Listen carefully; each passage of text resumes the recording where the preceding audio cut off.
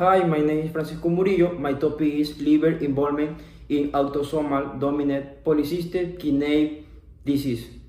Definition: liver involvement is the most frequent external manifestation in autosomal dominant polycystic kidney disease.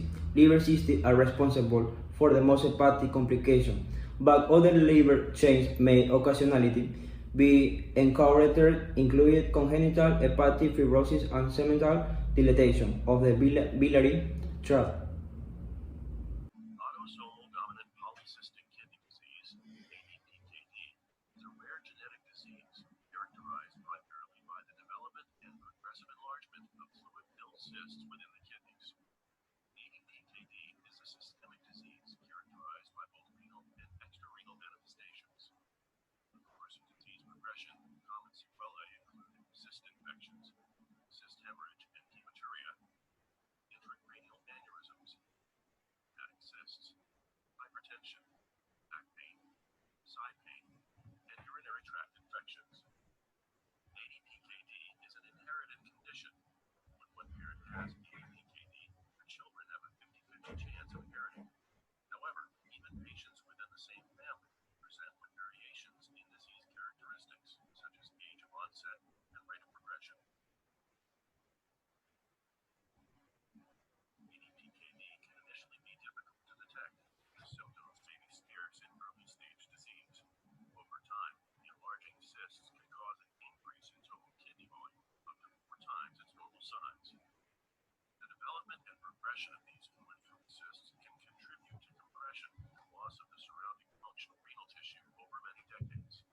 However, in early-stage disease, healthy nephrons compensate for damaged nephrons, causing estimated glomerular filtration rate, eGFR, to be normal or slightly reduced despite the fact that damage is occurring. eGFR can remain intact through prolonged periods of time due to compensatory hyperfiltration, but will ultimately decline steadily thereafter. So while enlarged cysts can ultimately contribute to irreversible loss of kidney function, the progression of ADPKD can be difficult to track because kidney function alone is not an effective indicator of disease advancement. ADPKD can progress significantly while eGFR presents as normal. In these cases, a normal eGFR may be masking irreversible kidney damage. In most patients with ADPKD, serum creatinine levels do not rise until the patient is in his or her 40s or 50s. The kidneys are grossly enlarged, and previously healthy parenchyma has incurred serious, irreversible damage. Therefore, it may be better to measure both eGFR and kidney volume (TKV) when assessing disease. Application in medicine. Both molecular and cellular chain implicated in liver cystogenesis has recently been enlisted as ADPKD and the development of genetically modified animal models. In fact, the first treatment was recently approved by the FDA. But there is still so much that we don't know. Working together, we can empower all ADPKD patients to help accelerate discoveries and drive research toward a cure. That's why we want to tell you about a new research tool, the ADPKD Registry. The ADPKD Patient Registry is a nationwide network of individuals affected by autosomal dominant polycystic kidney disease. Patient registries are created to collect a wide variety of data, such as medical history, symptoms, and personal experiences. In this registry, we want to get this information directly from patients. When researchers can see data from a large group of people, patterns start to emerge. We may gain insight into how genetics impacts different kinds of PKD, why it looks different for different people, or what interventions or diets might work best. Your information is powerful. The information you give the registry will help us find what clinical studies you might qualify for. We'll tell you what they're studying and what participating looks like so you can decide if you'd like to join. The patient voice is an important piece in finding a cure. Whether it's surveys or clinical trials, patients play a crucial role in research that can help themselves and generations to follow. On the registry, you can easily and securely enter information about your own PKD experience. Your answers will be separated from your name and other identifiable information on a secure online platform in order to keep your data safe and anonymous. Signing up online is easy. Visit pkdcure.org history to create an online account. Agree to an informed consent and complete the core questionnaire. The Prompts. An arbitrary or surgical browser may now be offered to the disabled person, including liberalization or transplantation. Cons. Disability may severely affect their quality of life. Acute development.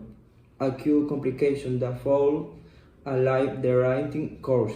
Early complications and mortality after a procedure remain frequent. is the most common type of polycystic kidney disease, or PKD. PKD describes a group of hereditary diseases that cause cysts to grow and form in the kidneys. Over time, they expand, making the kidneys grow larger. This makes it hard for the kidneys to function normally and can lead to kidney failure. About 1 in 2,000 people in the United States have been diagnosed with ADPKD. ADPKD is found equally in men and women and among all ethnic groups.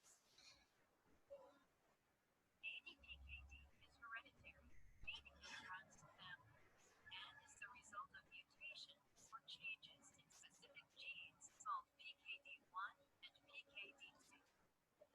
Autosomal dominant refers to how the disease is passed down from parent to child. If one parent has the disease, their children have a 50% chance of inheriting it. 1 in 20 people with ADPKD develop the disease with no clear family history. Most people with ADPKD don't notice any symptoms until they are between 30 and 50 years old. But even if a person with ADPKD doesn't feel like anything is wrong, the disease may still be progressive.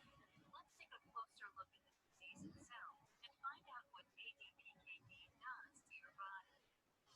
ADPKD can cause problems for many parts of the body, including the liver, the pancreas, skin, the large intestine, the brain, and the walls of the abdomen, as well as the heart and blood vessels.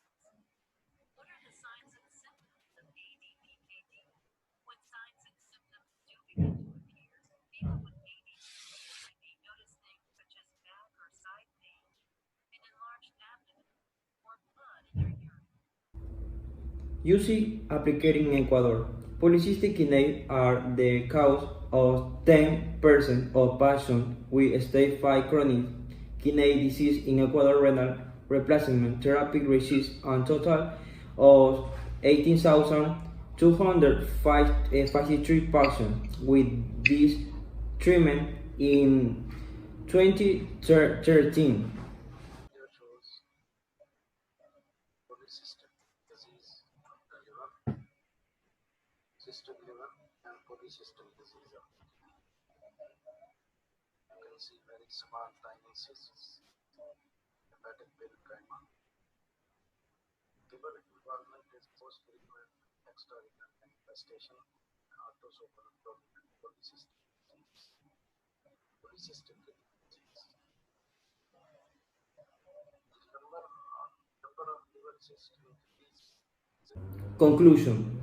In the future, clean identification of genetic and environmental modifiers will increase understanding of the development of this pathology. PKD. Her doctor told her that there is currently no cure and no treatment for the disease. She has lots of questions about PKD, such as who is affected, how is it passed on, and what can she expect. Emily visits pkdcure.org to see what information she can find. She discovers that PKD is one of the most common life-threatening genetic diseases, affecting tens of thousands of Americans and millions of people worldwide. PKD impacts men and women alike, and all races and nationalities equally. There are two types of PKD, ADPKD and ARPKD. ADPKD is the more common type, and the type that Emily has been diagnosed with. It is usually passed from parent to child. Children of parents with ADPKD have a 50% chance of having the disease. As a result, ADPKD often affects many people in one family. However,